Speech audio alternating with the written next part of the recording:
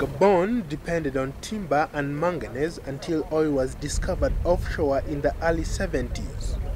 The oil sector now accounts for more than 50% of Gabon's gross domestic product. But the country's oil output has been declining for years, and now President Bongo says it's time to move the country in a new direction. Addressing a press conference at his residence, President Bongo said that the country needs to diversify its economy. We are going to put up a plan, economic plan, that is going to bring us more income. So push and boost the economy to reach economic growth, and then we'll be then able to use those revenues to improve the conditions of our people. Last week, the government signed a strategic agreement with Singapore-based Olam International to jointly develop a special economic zone 27 kilometers east of Libreville.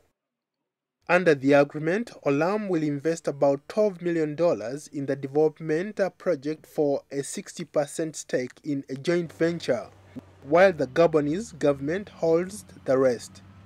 Amadine Ugubenja, head of marketing for Gabon's Special Economic Zone, says this development project will improve Gabon's infrastructure, build social housing projects, and create over 50,000 jobs.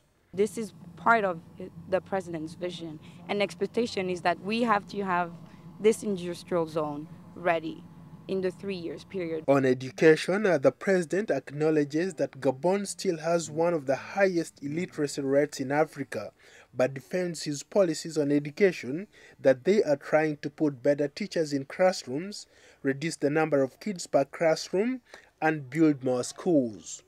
Our problems do not come from kids not going to school. Kids are going to school.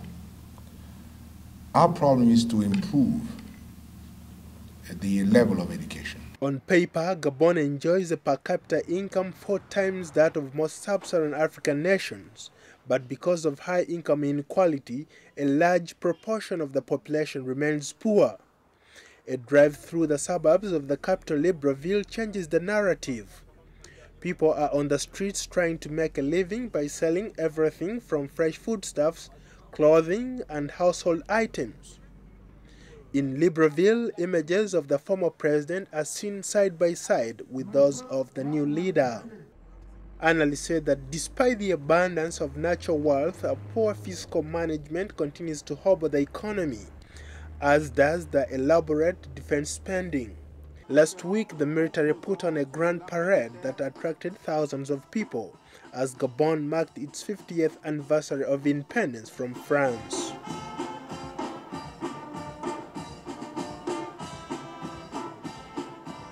Paul Liho, VOA News, Libreville, Gabon.